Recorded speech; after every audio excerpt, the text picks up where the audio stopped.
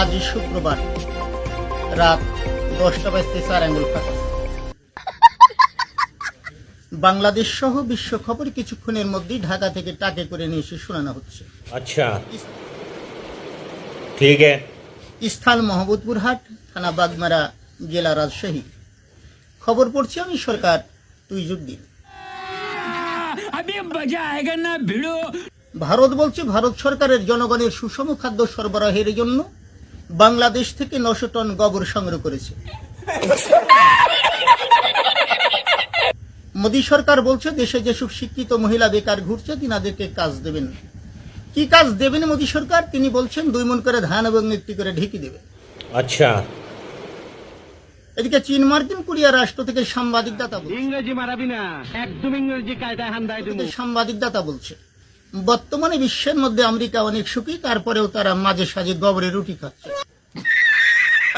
Ukraine Russia যুদ্ধ হামলা আর পাল্টা হামলার মধ্য দিয়ে চলছে।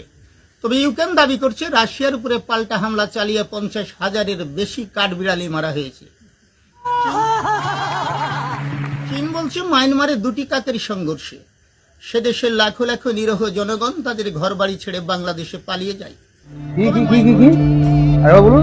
মায়ানমার সরকার কাতের মোকাবিলার জন্য ভারী অস্ত্র সহ তার শক্তিশালী বাহিনী মোতায়েন করছে। রাশিয়া থেকে পাওয়া খবরে জানা গেছে গতকাল রাশিয়া থেকে 3টি মালগাড়ি হারিয়ে যায়। খবরে প্রকাশ মালগাড়ি 3টি পাওয়া গেছে একটি ভদ্রলোকের পকেটের মধ্যে। ये सब क्या देखना पड़ रहा है? अच्छा है मैं अंधा हूँ। এই খবর শুনছেন আপনারা রাসেল ভাইপার চ্যানেল থেকে। ঠিক আছে। বাংলাদেশের এক মন্ত্রী 3 দিনের সফরে বাংলাদেশ ত্যাগ করে মার্কিন যান। মার্কিন প্রেসিডেন্টের সঙ্গে গভীর আলোচনা করেন এবং আলোচনার মাধ্যমে বিভিন্ন জায়গার নেতা সেখানে উপস্থিত ছিলেন। ঠিক আছে। ওয়াশিংটনের খবরে বলা হয়েছে চীন, মার্কিন, লন্ডন, জাপানের রেঙ্গুলো, রাশিয়া, প্যারারাইজ, Bangladesh, Bharat, Thailand, Bhutan, Iran, Iraq সহ বিশ্বের বিভিন্ন জায়গার নেতা সেখানে উপস্থিত ছিলেন। ঠিক আছে। এর মাঝখানে মার্কিন প্রেসিডেন্ট তার উঠান পাঠান সৈন্য, সীমান্ত, ভারী অস্ত্র সহ তার শক্তিশালী বাহিনী নিয়ে এসে বাংলাদেশের রাজধানী ঢাকার একটি আবাসিক বাথরুম সম্পূর্ণভাবে ভেঙে দেয়। এর পরপরই বাংলাদেশের এক মন্ত্রী রাগ করে ঠেলা গাড়িতে চড়ে মার্কিন যান।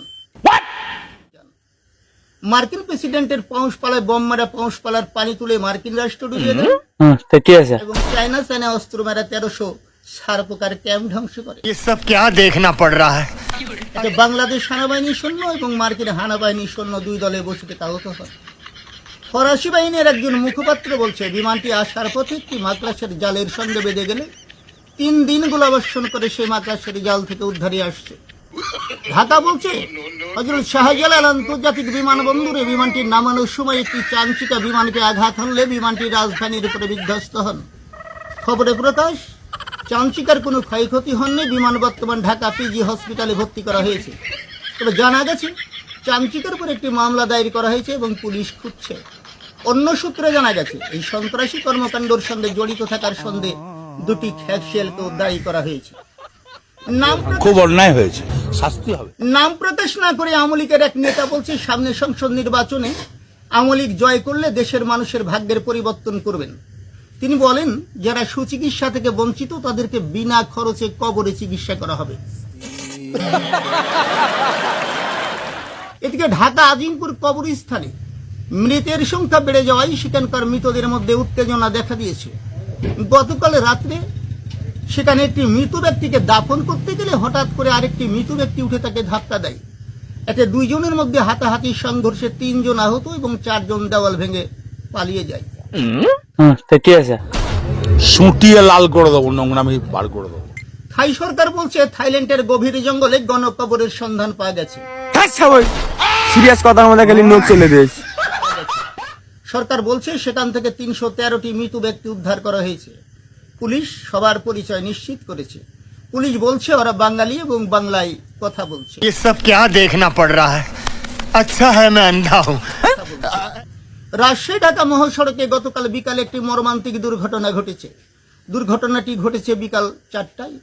একটি ইঁদুরের বাচ্চা চলন্ত বাসকে ধাক্কা দিলে বাসটি দুমড়ে মুচড়ে গর্তের মধ্যে পড়ে যায়। দমকল বাহিনী জানিয়েছে বাসটিকে উদ্ধার করে মেডিকেলে পাঠানো হয়েছে। তবে এই মর্মান্তিক দুর্ঘটনা সঠিক তদন্তের জন্য দুটি বাদুড়ি নিয়োগ দেওয়া হয়েছে।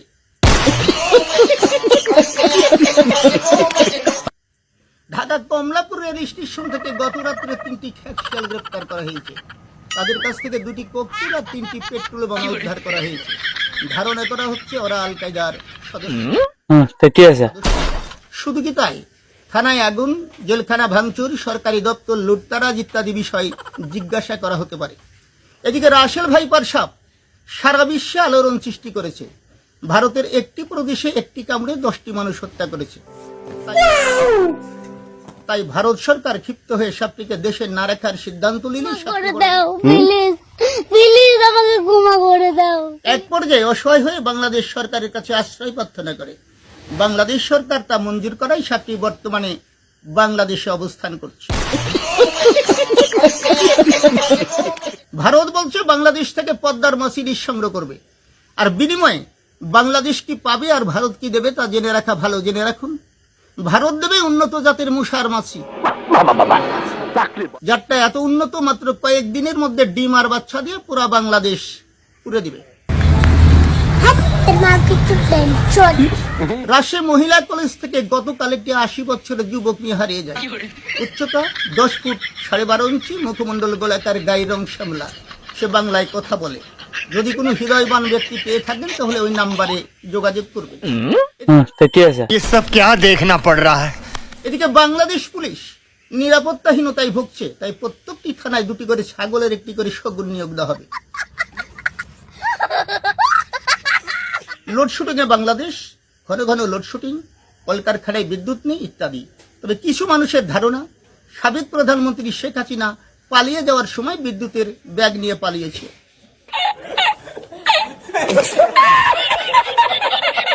রহমান এবং শেখ হাসিনার বাসভবন আতঙ্কে পুরা বাংলাদেশ। নিশ্চিত ছোট্ট ব্রেক, ফিরছি এক্ষুনি, কোথাও যাবেন না, সঙ্গে থাকুন। আর ফিরে এসে থাকছে আবহাওয়া, খেলা সহ ইংরেজি সংবাদ। A few moments later. সম্মানিত দর্শক মন্ডলী, এতক্ষণ আমার সঙ্গে থাকার জন্য ধন্যবাদ। এই খবর শুনছেন আপনারা সম্পূর্ণ বিনোদনমূলক, কোনো ব্যক্তি বা দলকে আঘাত করার জন্য নয়। তারপরেও যদি কেউ মনে কষ্ট পান ক্ষমার দৃষ্টিতে দেখবেন। ঠিক আছে। সিরিয়াস কথার মধ্যে খালি নোক চলে দিস। প্রথমেই খেলার খবর, ক্রিকেট। বাংলাদেশ এবং আফ্রিকার মধ্যকার খেলাটি বাংলাদেশের পরাজয়ের মধ্য দিয়ে শেষ হয়েছে। তাই বাংলাদেশের এক চৌকুশ খেলোয়াড়কে ম্যান অব দ্য হাতি ঘোষণা করা হয়েছে। আবহাওয়া, আগামী 40 বছরের জন্য আবহাওয়ার পূর্বাভাস।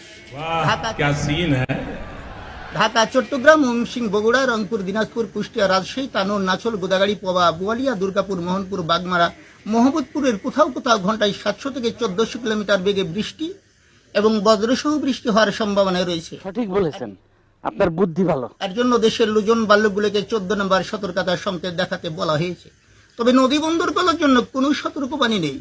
ইংরেজি সংবাদ, বিশেষ বাংলাদেশ রেড বাই সরকার তুইজুদ্দিন 200 per pump 400 shallow 1000 টাকা দিচ্ছে Bangladesh Dhaka counter board and Rajshahi automatic 55 ইঞ্চি পকেট ট্রেন বাংলাদেশ পাটি বাসের গাড়ি আগে ঘোড়ার গাড়ি আর ফাঁকটি গেন্দুর বাংলাদেশ ডিসিকে গুলশাপ এন্ড চিকা 22 পুশ বাই গড।